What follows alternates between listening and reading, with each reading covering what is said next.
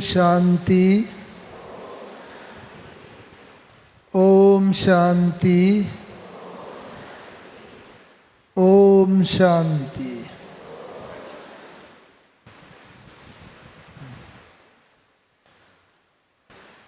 अभी हम भ्राता ब्रजमोहन जी से ममा के जीवन के अनेक पहलुओं पर बहुत ही रुचिकर और खुशनुमा बनाने वाले ऐसे अनेक प्रसंग सुन रहे थे जिनसे मन भी गदगद हो रहा था और साथ ही साथ इतनी महान आत्मा का परिचय, उसके लगभग जीवन के संपूर्ण पहलुओं पर प्रकाशित होने का मौका भी मिल रहा था। ये सुनते सुनते ही मैं सोच रहा था कि जीवन के बहुत पहलू उन्होंने बताए हैं, सभी को जीवन में बहुत लाभप्रद होंगे और मैं अंत में उनके मम्मा के जीवन का एक वो प्रसंग सुनाने वाला हूँ जो प्रसंग जो है बहुत ही एक ऐसा अनुभव का प्रसंग है जो हम सब के जीवन के लिए बहुत लाभदायक है। आप सभी को मालूम ही है कि मम्मा ने 24 जून को शरीर छोड़ा था और जब तब तक तो हम सबको, भले डॉक्टर ने भी बोल दिया था, जैसे ब्रजमोहन भाई जी ने बताया कि मम्मा का थोड़े समय का पार्ट और है, तो मुझे याद आता है जगदीश भाई हमारे बहुत अनुभवी, सबसे सीनियर मोस्ट भ्राता जी थे।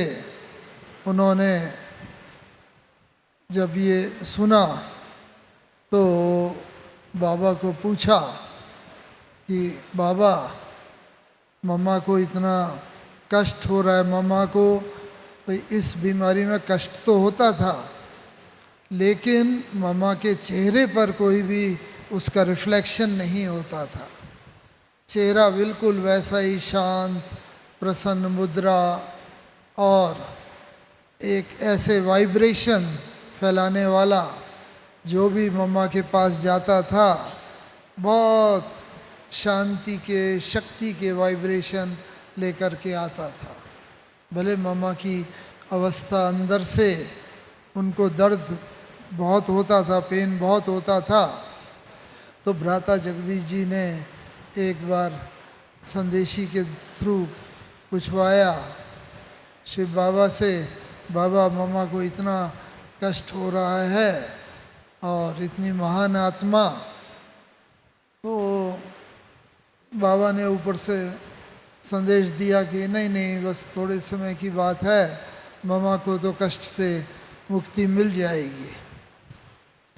और उन्होंने तो यही समझा, जैसा उन्होंने ज्ञानामृत में लिखा था कि हमने तो यही समझा मम्मा ये बीमारी से मुक्त हो जाएंगी, इस पर विजय प्राप्त कर लेंगी और फिर दर्द नहीं होगा मम्मा को। लेकिन ये तो किसी ने भी नहीं सोचा था उस समय तक। पूरे यज्ञ में यही था कि बाबा और मम्मा हमारे साथ अंत तक साथ ही साथ रहेंगे और पूरा का पूरा पार्ट निभाते हुए, हमारा मार्गदर्शन करते हुए अंत तक चलेंगे और अंत में हम सभी इकट्ठे ही फिर परम धाम जाएंगे। तब सबको यही था, इसीलिए किसी को मन में ये संकल्प मात्र भी नहीं था कि मम्मा ऐसे शरीर छोड़ देंगे। खैर, ड्रामा में तो वो निहित था ही। 24 जून के दिन मामा ने सबको अंगूर ये टोली दी, सबको बुला करके, और उसके बाद शरीर छोड़ दिया। तो ये प्रसंग मैं इसलिए सुना रहा हूँ, हम सब से लगता हुआ है। ममा सूक्ष्म वतन पहुँची, ममा आत्मा, शरीर तो यहीं पर ही था। बाबा के निर्देशानुसार शरीर को हिस्ट्री हॉल में लाया गया और सभी वहाँ रखा गया और सभी ब्राह्मण वस्त्र योगदान कर रहे थे और आवाहन कर रहे थे, ममा आओ। बाबा को भी जैसे साकार बाबा भी बस ममा का आवाहन ही कर रहे थे, जैसे आओ ममा शरीर में आओ, ये बाबा कोई पार्ट दिखा रहा है। तो ममा जब सूक्ष्म वतन पहुंची तो ममा को अव्यक्त बाप दादा ने वहाँ पर पूछा, संपूर्ण ब्रह्मा की प्रतिमा में, और शिव बाबा ने कि मम्मा आप कर्मातीत अवस्था का अनुभव करके आई हो। तो सदा की भांति मम्मा पहले तो कुछ देर चुप रहीं, देखा बाबा की तरफ, फिर बोला कि नहीं बाबा, मैंने तो कर्मातीत अवस्था का अनुभव नहीं किया। तो बाबा ने कहा, सूक्ष्म वतनवासी बाप दादा ने, कि जाओ, अभी तुम्हारा शरीर हिस्ट्री हॉल में रखा है, सभी बच्चे आवाहन भी कर रहे हैं, और तुम जाओ और शरीर में प्रवेश करके कर्मातीत स्थिति का अनुभव करके आओ। तो जैसे वो आत्मा नीचे आई, काफ़ी समय तक नीचे रही, और उसके बाद जब वो वापस सूक्ष्म वतन में गई तो सूक्ष्म वतन में फिर बाबा ने पूछा कि मम्मा करके आई आप कर्मातीत स्थिति का अनुभव? तो मम्मा ने कहा कि नहीं बाबा, मैं तो नहीं कर सकी। तो बाबा ने कहा, क्यों बच्ची?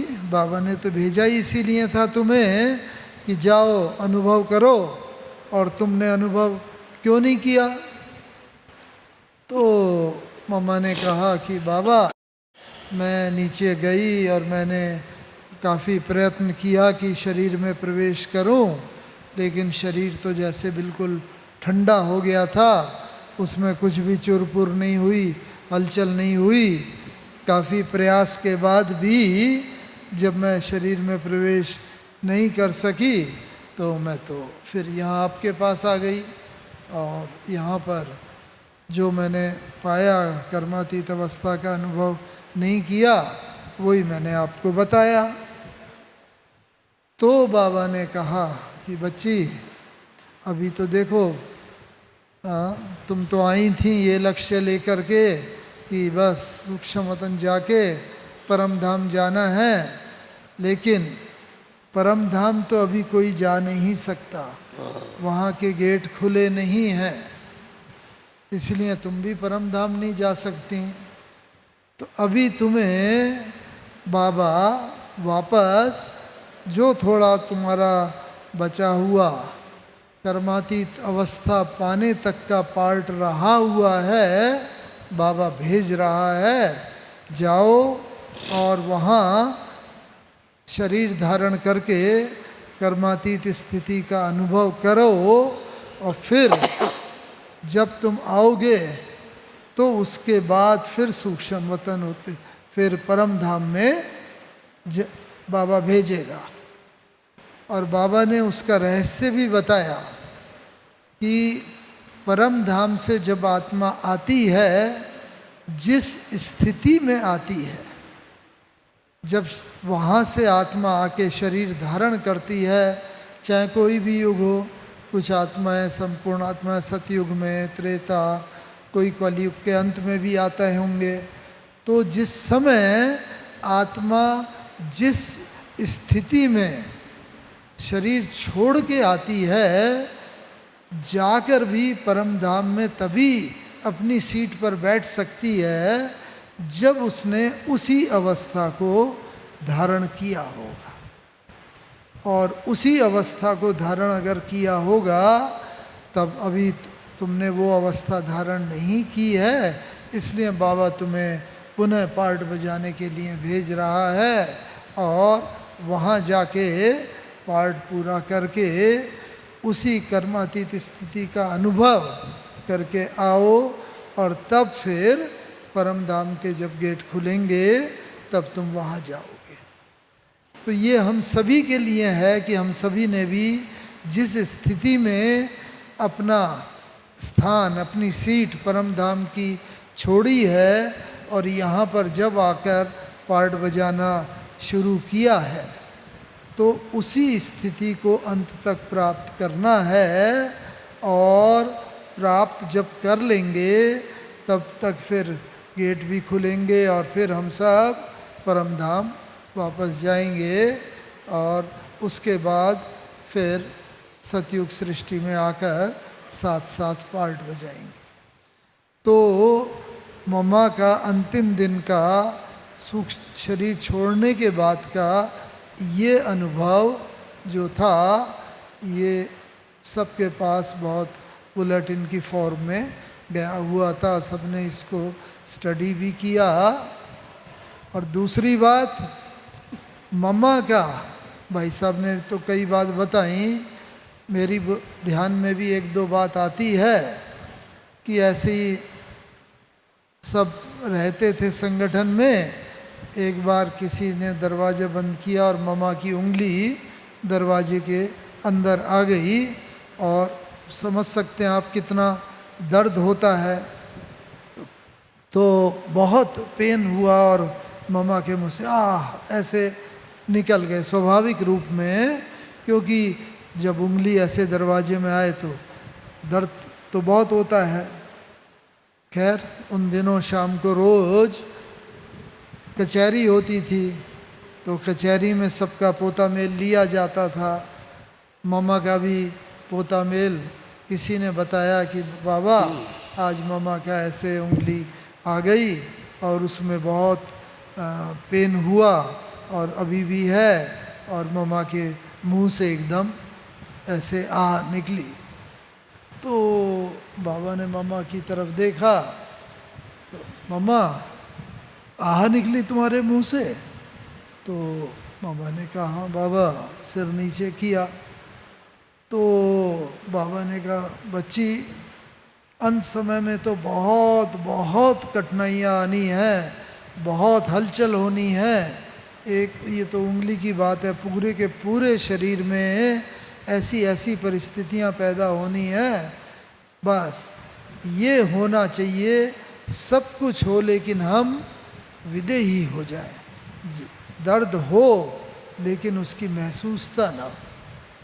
तो यज्ञ की सब बहनें बताती हैं कि उस दिन के बाद कई बार ऐसी परिस्थिति आई जब मम्मा के को ऐसी परीक्षाओं का सामना भी करना पड़ा, लेकिन कभी भी मम्मा के मुंह से किसी ने आह या ओ या दर्द की आवाज़ बिल्कुल एक बार भी नहीं सुनी। और जैसा हमेशा कहते थे कि मम्मा एक बार जो संकल्प कर लेती थीं वो जीवन भर के लिए परिपक्व हो जाता था, वो उनकी वैसी स्थिति होती थी।